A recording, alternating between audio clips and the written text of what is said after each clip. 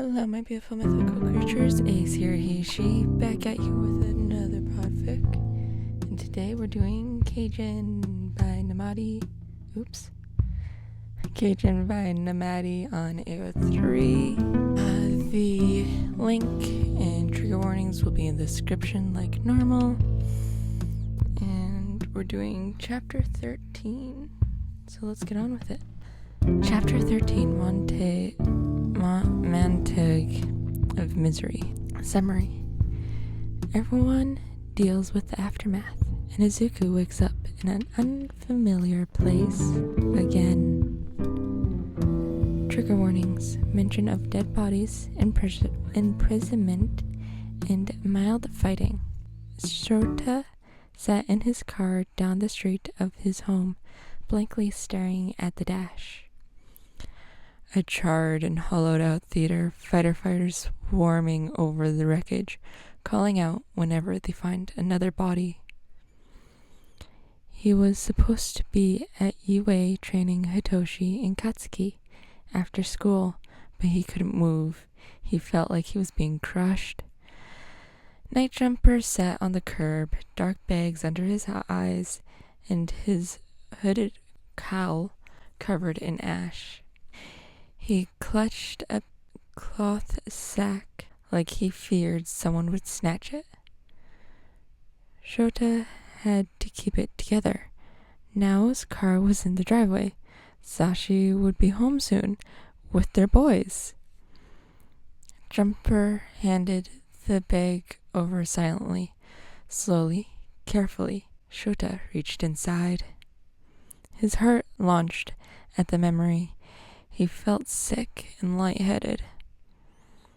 A burned leather mask and goggles, a partly melted Oni masked guard, a soot-covered leather coat with signature white stitching.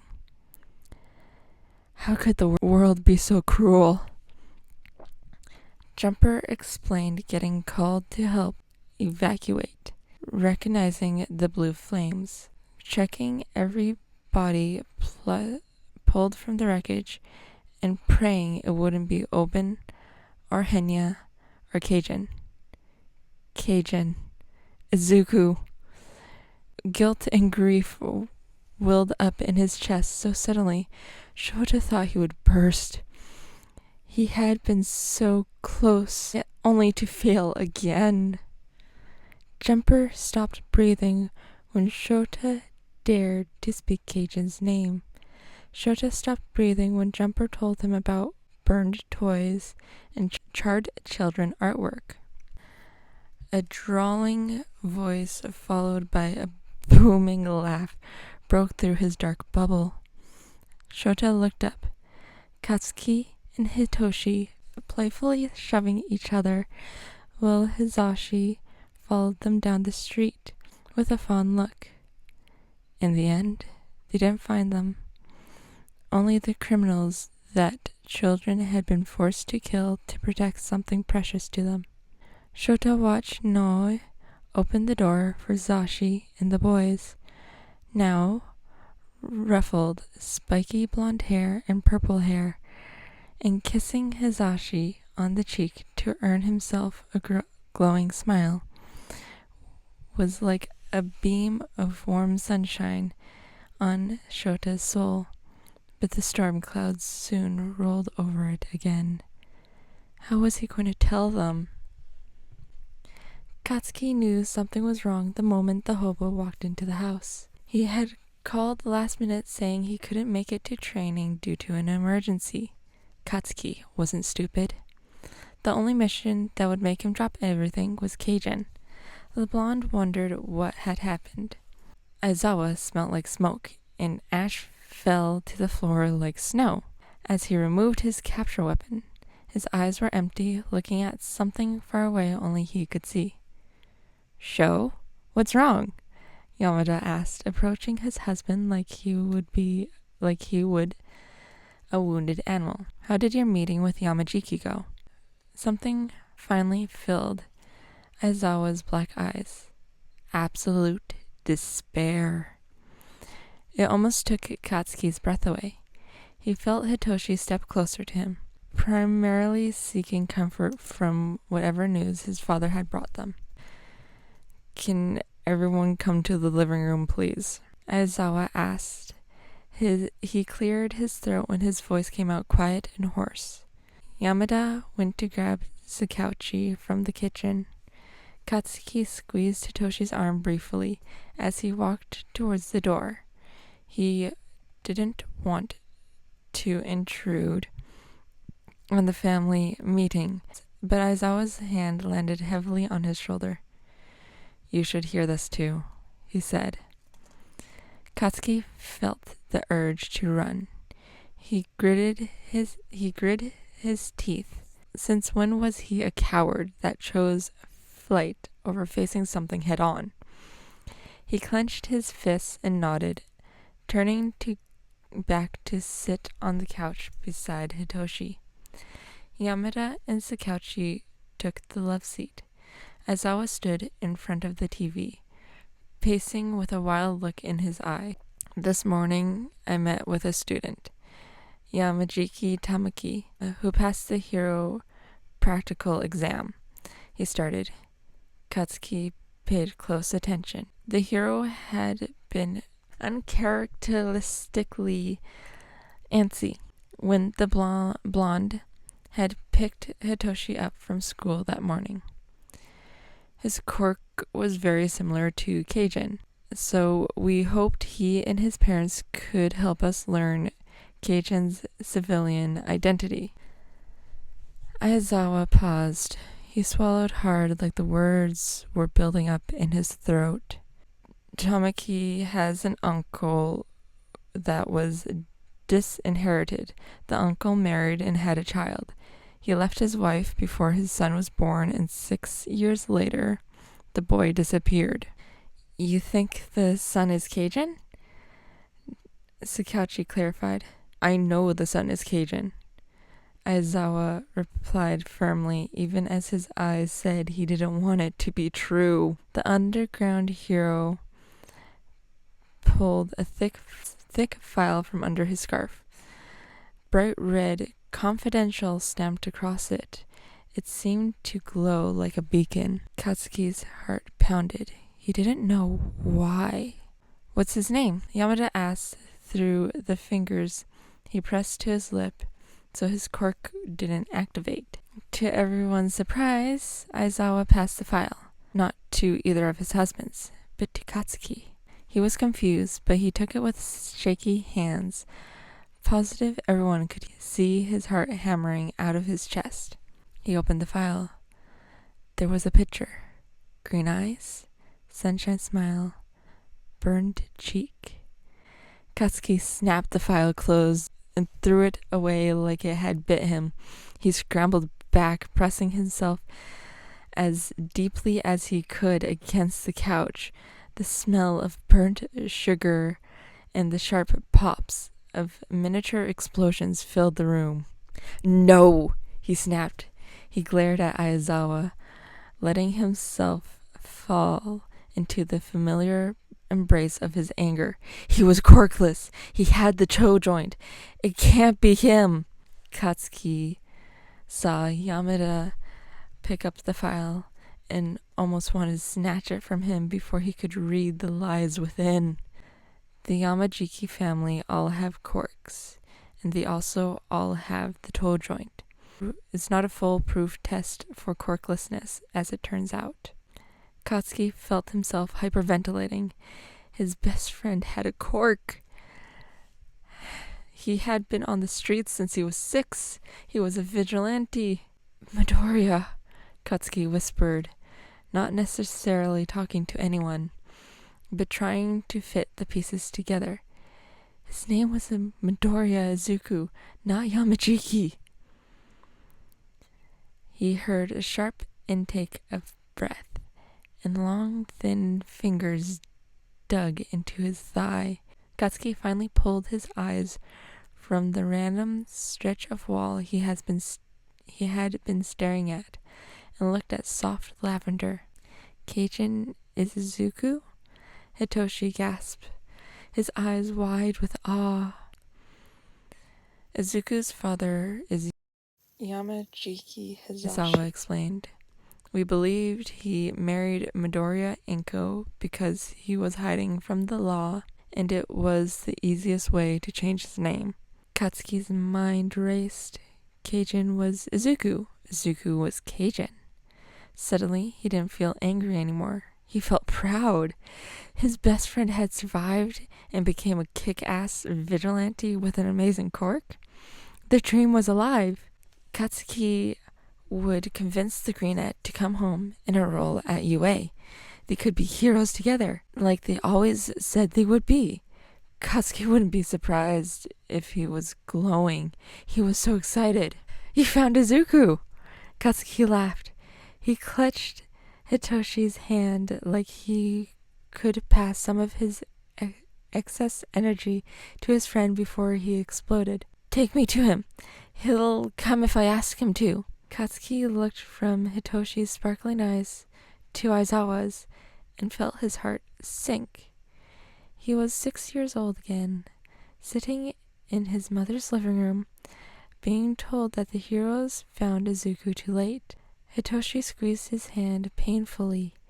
Katsuki knew that if he looked at the purple net now, he would see how he had looked that day when all the light had been extinguished from his life. There was a fire, Aizawa said gently. It was an abandoned theater. Jumper found Henya's, Oben's, and Kaijin's costumes in the wreck. I heard it over the radio, Sakauchi said. They found bodies. Yamada's gasp accidentally shifted the coffee table before Aizawa could erase his quirk. Katsuki felt cold. None of them were the problem trio, Aizawa assured them quickly before all hope was irreversibly lost.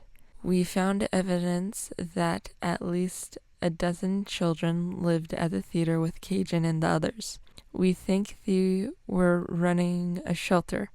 All the bodies were criminals with no ventilations. They must have attacked, and the trio did what they had to in order to protect their home. Killed them. Went unsaid. Katsuki felt sick. Izuku, kind, gentle Izuku, had been forced to kill people. What happens now? Hitoshi asked. We start over, Aizawa said, exhaustion clear in his voice. They could pop up again, either in the same place or in another city. They could just stop and go into hiding. They could have been captured. They could have died. A little voice in Katsuki's brain whispered. He pushed the traitorous bastard away. They all sat in silence for a moment. The heavy weight of grief and sorrow blanketed the house. I need to know. Katsuki broke the silence, strong and determined, and more afraid than he had ever been in his life. I need to know everything. I want to read all of Izuku's files. Are you sure, Kat? Yamada asked. The things that were done to him, he trailed off, letting his inability to properly describe the horror speak for itself. I'm sure, the blonde replied. Aizawa picked up the file, the chronicle of the life of an abandoned child, and handed it to Katsuki. I'm sorry, the underground hero said as the teen took the papers. I failed him again. I don't blame you. Izuku wouldn't either, Katsuki assured him. He was older and wiser than he was the first time around. He knew now that heroes were just people. All they could do was try their best. The day you stop looking for him is the day you failed. I don't think that day has come yet. With the file in hand, Katsuki got up from the couch and headed to the guest room, but was stopped by gentle fingers intertwined with his. He looked down at Hitoshi. Do you want company? He asked nervously. He was biting his lip, afraid to overstep. Katsuki felt some of the invisible weight slide off at the idea of having his friend with him. someone he trusted, someone that was so much like Izuku. He needed Hitoshi with him. Please, Katsuki whispered. Hitoshi nodded and stood up. They both walked down the hall and closed the door behind them. Hitoshi was nervous as the door clicked shut.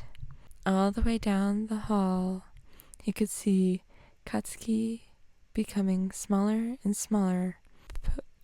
His normally confident posture wilting. It was disconcerting to not see the unwavering strength or the glint of determination in his eyes. His normal anger was extinguished, and he was shivering in its absence. Hitoshi remembered what Katsuki told them the day they met. The best way to burn off excess adrenaline is to be angry or terrified. Katsuki was terrified. The pair sat on the bed, file laid between them. Are you ready? Hitoshi asked. Katsuki just stared blankly.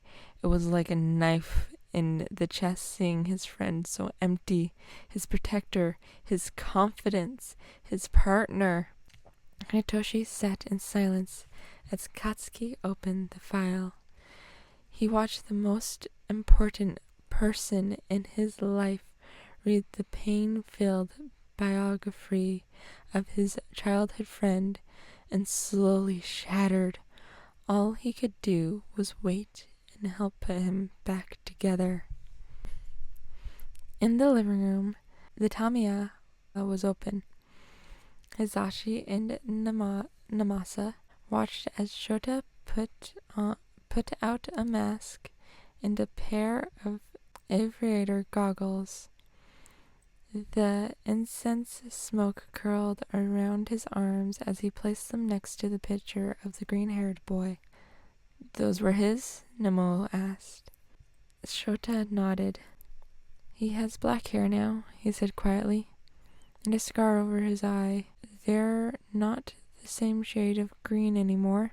You couldn't have known, Sho. The little listener changed so much. Shota took a shaky breath. He looked at the eyes of the 6-year-old Izuku and remembered the eyes of a kid who put his life on the line to help people, who reached out a hand to others like him, who didn't let the world that tried to tear him down extinguish his light. He hadn't changed, Shota corrected, not in the way that mattered. He's still a child with a hero's heart. They sat in silence for a few minutes. In the flickering candlelight, each of them threw their prayers and hopes out onto the universe. Keep him safe, help us find him, give him strength to keep going. I'll brew some tea, Zashi offered. The boys will need it later. Can you make some snacks? No. As his husbands left him to his vigil, Shota squared his shoulders and locked away his guilt. Katsuki had the right idea. They hadn't failed until they'd given up, and none of them would ever give up. We're coming, kid. Just hold on a little longer. A ghost and a vampire kept watch.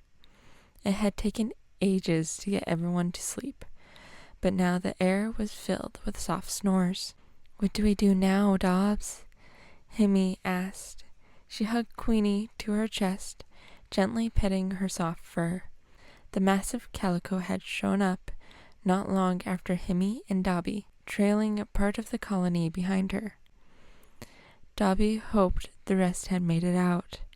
The informant turned a pack of cigarettes between his hands. He didn't light one. Izuku hated when he smoked. We do what Izu would have wanted.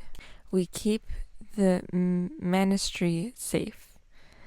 Himi sniffled and squeezed Queenie tighter. The theater is destroyed, she pointed out. And even if it wasn't, someone knew where we were. Dobby desperately wanted his laptop. He wanted to find the bastard that dared to invade their home and take his little brother, but it was no use to him now. It was either burnt in the fire or warped and fried when Dobby activated the destruction sequence he had programmed into his and Izuku's hard drives. "We need to get out of the city," Himi said. "It's not safe here anymore." Neither wanted to leave. If Izuku was alive, they stood a better chance of finding him if they stayed, but the ministry was their priority. They needed to go where they could rebuild and give the kids a chance to thrive. Dobby knew exactly where to go. He pushed off the wall he was leaning on and headed for the door. "I'm going to have a smoke." The warm air did nothing to calm Dobby's turbulent thoughts. He sat on the stairs and pulled out a cigarette. He felt lost without Izuku. The kid had been the only thing keeping Dobby together those early years on the street. He soothed Dobby's fear when he found himself lost in old memories and reminded him that he was enough. Without the cheeky little cryptid, he was sure he would have drowned in his anger and become someone driven by resentment. Something scurried onto Dobby's lap, making him jump. Keisuke laid on his knee, looking up at him. The fire user wasn't sure how the lizard could look sad, dull, drained of energy. Dobby gently picked her up and put her in his hair. "I'm sorry it's not soft and thick like Izu's, but it's warm." The lizard settled in. Her comforting weight helped him pull his broken parts back together. The puzzle pieces formed a clear path despite how his hand shook as he lit a cigarette with blue flames. Oben and Henya would retire. They would build the ministry somewhere safer, where heroes were plentiful and no one would dare attack them again, where there was a hero school full of pros and heroes in training, where a boy named Toya and a quirkless kid named Izuku had been born. Dobby watched the smoke curl and float away into the dark, starry sky as he took a drag. "Time to go home," he whispered into the night. In an upstairs room of a dusty bar, a blue-haired teen planted flowers on his colorful little Animal Crossing island. He was trying desperately to absorb the serenity of the game, but he could feel his resolve decaying. Fuck them. They didn't know anything. Sensei had saved him.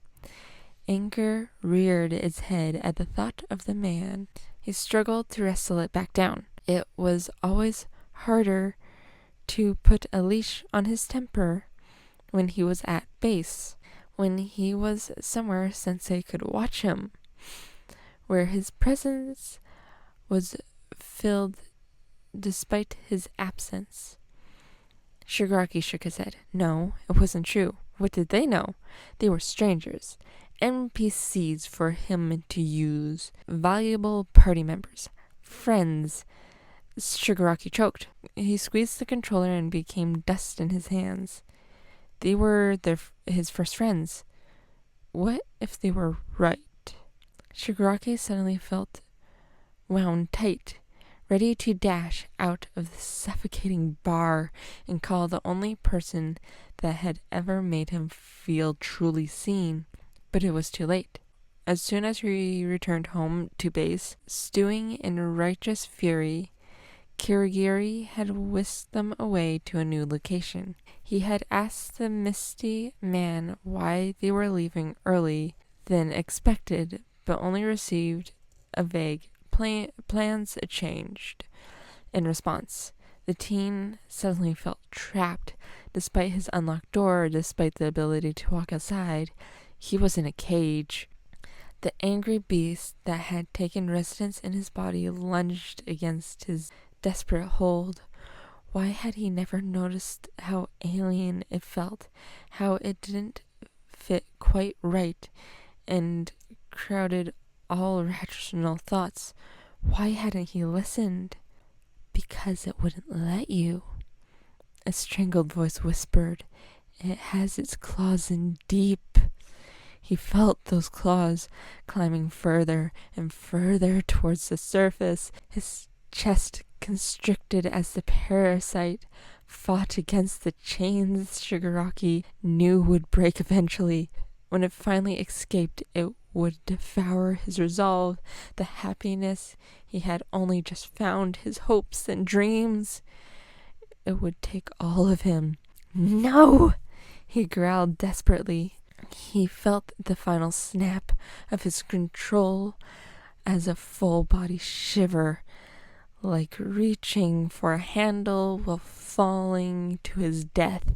The chain scratched as the warm memories of laughter and green parks, of active eyes and shared food.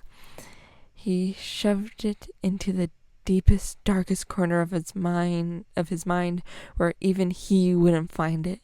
He locked the memory away, the last spark of Shigaraki Tomura, praying that one day he would find the key as rage consumed him again. Downstairs, Kurogiri stood, wiping glasses behind the bar. The purple mist that had become his body drifted restlessly, his turbulent emotions making him uncomfortable. Kurogiri didn't have feelings. He was a tool for his master, a puppet that follows orders. Get rid of them, Sensei had said when the misty man had reported young Master Tomura's repeated visits to the trio of vigilantes. Kurogiri would do what was asked of him. How could he have possibly knew they wouldn't be home? An old bar near the warehouse district. We'll look into it tomorrow night. He remembered the oldest saying, the one he knew hid familiar graphs under his simple disguise. Kurogiri connected a businessman that owed his master a debt. All would be forgiven if he sent some of his men to kill the trio. The three crime fighters were smart. They would escape assassination, but knew they were hunted and leave the area. There was only one way to get rid of someone. The greedy man had agreed to Kurogiri's terms, but he demanded extra payment for going up against the famous vigilantes. He wanted the leader alive. Kurogiri smiled to himself under the mist. He was so sure they wouldn't find their prize as he struck the deal. He didn't know about the children. He didn't know "we'll look into it" only meant Onbin and Henya. He didn't know Kaijin would stand alone against overwhelming odds. When Kurogiri had stood over the beaten boy, that small, newly born part of him that rebelled felt sick, as the larger part of that lived to survive, preened over a job well done. There's nothing he could do but deliver what was promised. Kurogiri put the spotless glass down on the countertop and picked up another. He went on as he always had. He would watch over Master Tomura and be at his master's beck and call. But something had changed. Kurogiri was a puppet that followed orders, but he had ways to tangle his strings. When Izuku opened his eyes, it was pitch black. It had been a long time since he had been completely blind in the dark. If he didn't have his cat eyes, he always had his bat sonar. Izuku tried calling on his quirk. Instead of the familiar ripple under his skin, he felt a mild itch like a fresh scab. His jewelry was gone. Izuku was suddenly 6 years old again, trapped in a dark closet, feeling simultaneously untethered in an endless void and crushingly claustrophobic. He took deep breaths.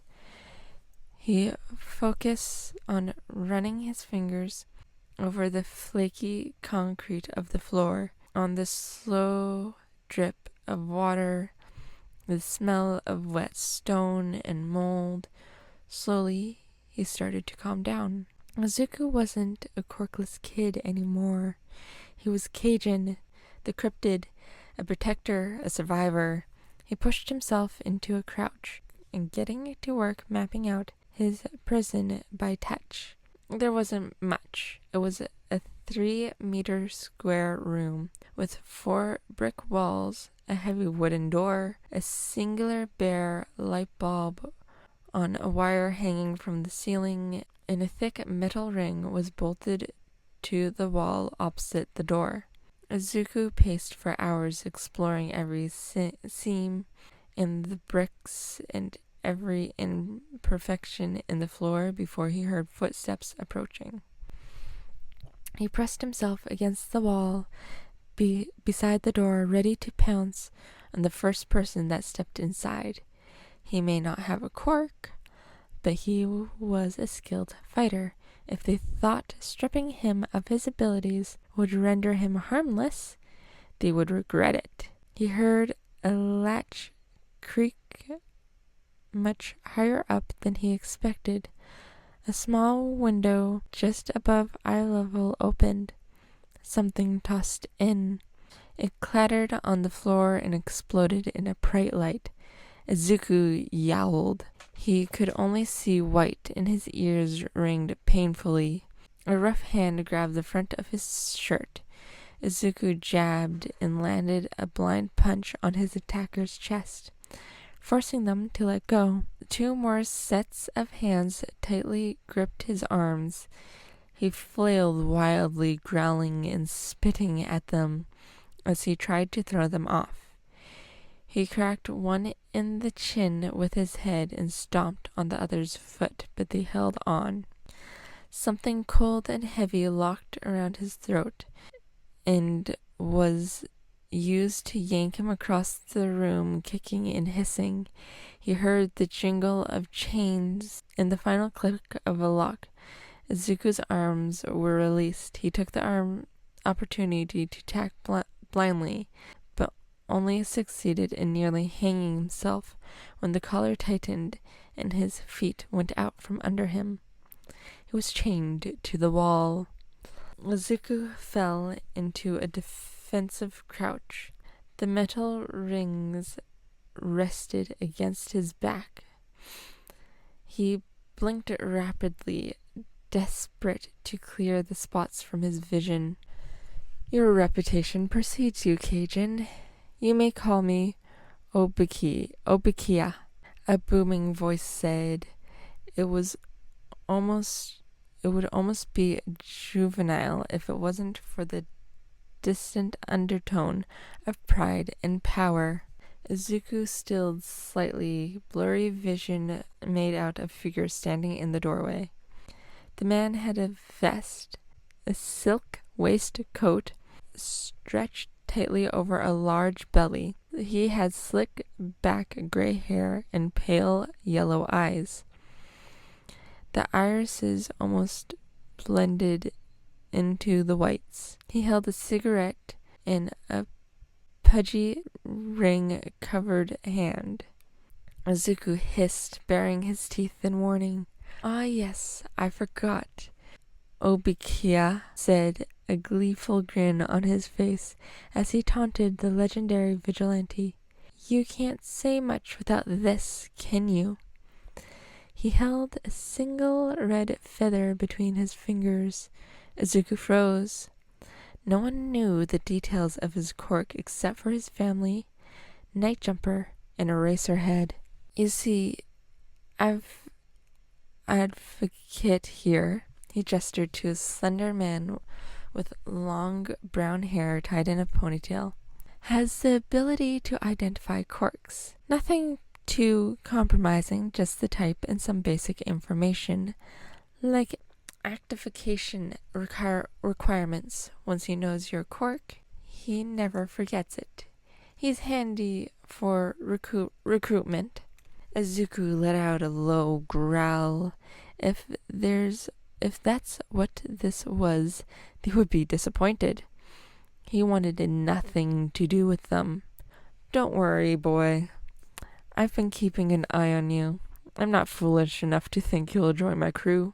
I have another use for you. He gestured to another man, one with dark pink hair and eyes. They pulled a tangled ball of leather strings, bones, and fur from his pocket.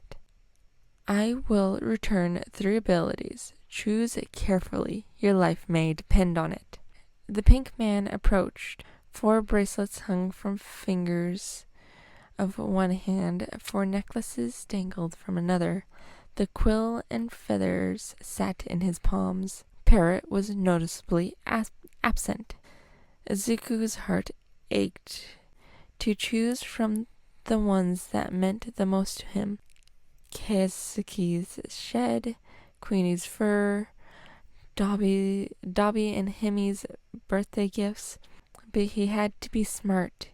He knew exactly which ability he needed to escape.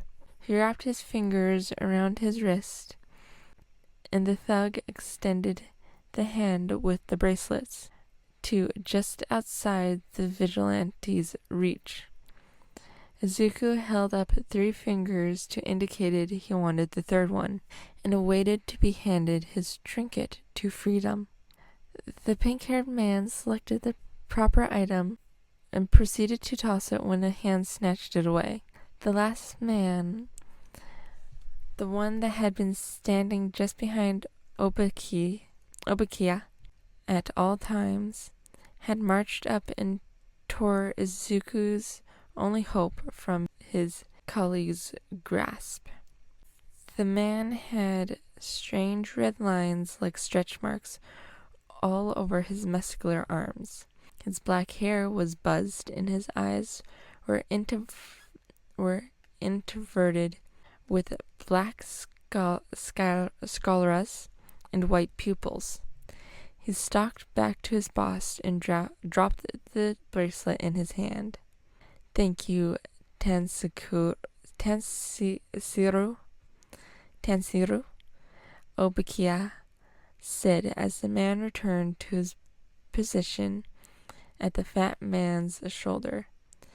Obakia held the circle of silver spider silk, as if appraising it. Nice try, Kaijin. But I heard the stories. Those spider legs of yours could kill all of us and rip the chains from the wall easily. You'll get your trinkets when you need them, not a moment before.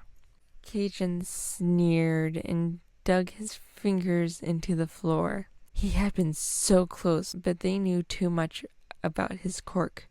How long had they been planning to grab him?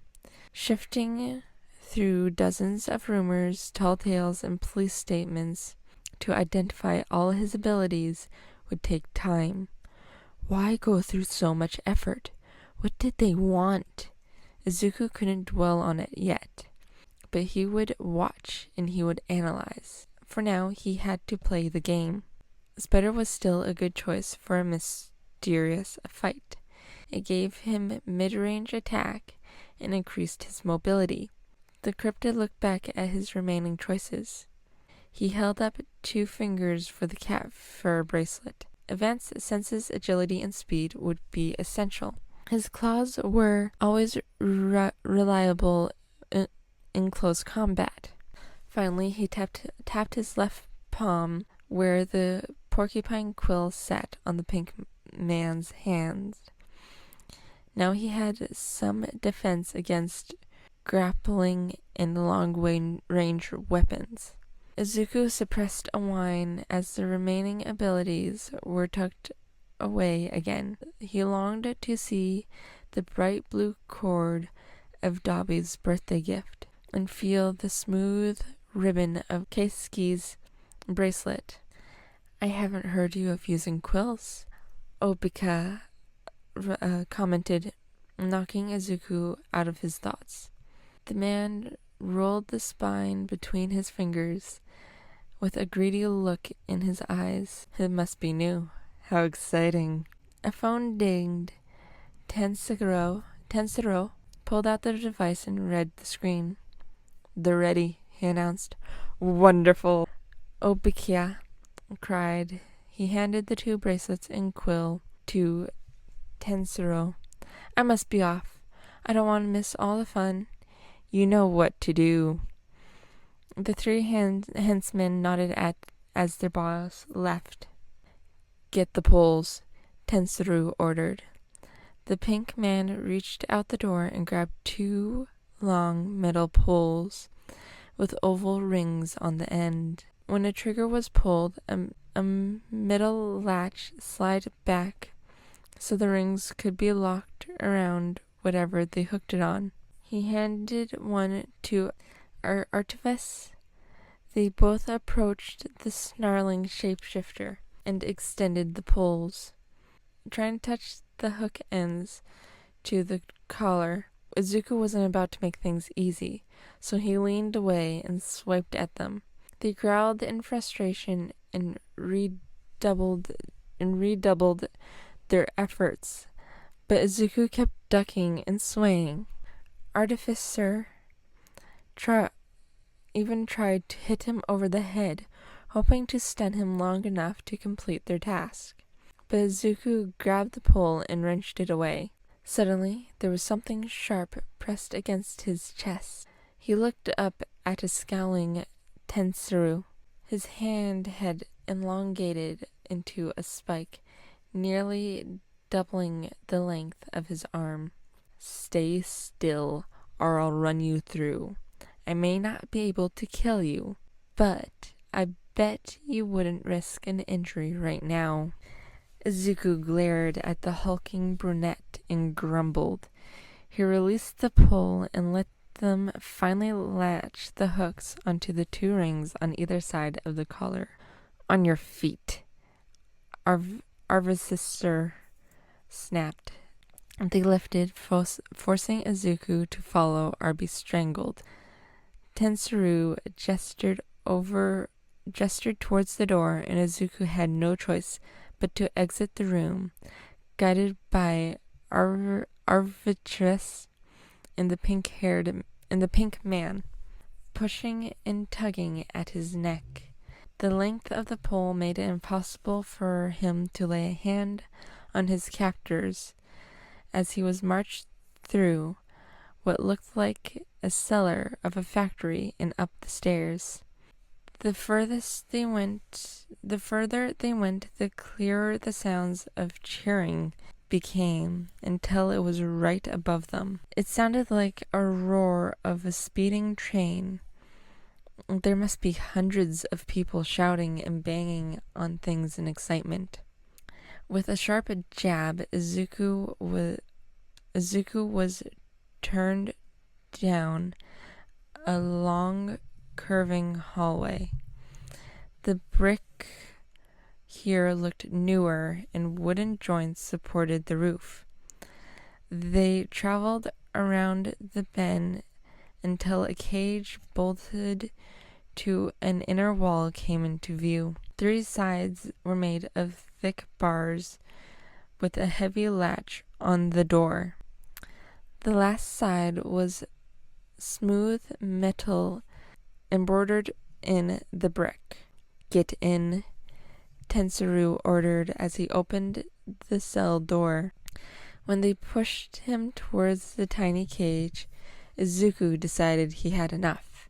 He dug his feet in and pushed back, but the combined strength of both thugs and the harsh jerks on the metal collar around his already bruised throat inched him closer and closer. He grabbed the bars on either side of the door, refusing to be thrown in. Tensuru kicked him in the back, bending his shoulders awkwardly and forcing him to let go. The pressure on his throat lessened as the pulls were quickly unlatched. Izuku turned to pounce, but the door shut in his face. It was latched and locked in an instant.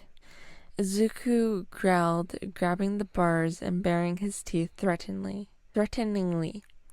Officer and the pink man ignored him and walked back the way they came. Tetsuru bizarrely stepped forward and held up the 3 chosen abilities, dangling them just out of the cryptid's reach, as Izuku tried to snatch them through the bars. I hope you chose well, Kaijin. You're going to need all your tricks. Izuku snarled at him, but the man just laughed and tossed the bracelets and quill into the cage. Izuku scooped them up instantly. He carefully secured the bracelets around his wrist and slid the quill into his pierced earlobe. Activating his quirk, Izuku basked in the familiar sensation. His spider legs emerged and dug into the concrete. He let his quills grow on his forearms and flexed his claws. Izuku took a moment to reveal in the return of his advanced vision. Everything was always brighter with cat eyes, but he couldn't help missing his bat sonar. Izuku adjusted himself to the less sensitive ears, listening closely to the cacophony of noises surrounding him. The cheering had died down. All he could hear now was excitement, overlapping chatter, and shifting bodies, until the banging of a gong reverberated through the air. All talk from above suddenly ceased. "We have fresh blood tonight," a loud voice announced. The crowd above exploded into fresh cheering and whooping, making Izuku flatten his ears and hiss. Making his debut, the metal wall started to slide upwards, steel grinding against metal. As bright light flooded the hallway, Izuku crouched down defensively. His instincts flooded through him, readying him for a fight. "Please welcome to the pit." The door completely opened, revealing a large round arena surrounded by 2.5-meter tall walls covered in dented metal sheeting. Hundreds of specters looking down from above, shouting and rattling the domed cage that arced overhead. "Tonight's challenger!" Something jabbed Izuku in the back, causing him to stumble forward into the arena. Izuku growled, instinctively turning to strike at Tetsuru, but the door had already slammed shut. The sound of metal being ripped and gouged into the wood under his sharp limbs only made the crowd cheer louder. They went wild in anticipation of bloodshed to come. "Animal!" And that is the end of chapter 13. Chapter 14 will be up next, and here we go. Chapter 14, The Pit of Despair. Summary: welcome to the pit. And there is a lot of trigger warnings for that one. I'm going to read them just so you guys know what you're getting into in chapter 14. If you do not like any of it, please skip chapter 14. I will do my best to summarize chapter 14. I don't know if there's a summary at the end. I'm going to check quickly. Then I'll read you the trigger warnings. Yeah, there is a breakdown of the chapter, so I'll read that after. There's also an animal count. I'll definitely read that after. But here is the trigger warnings for chapter 14, which are blood, major injuries, scars, death, imprisonment, abuse, forced combat, non-consensual body modification, vomiting, sexual suggestive phrasing, and touching.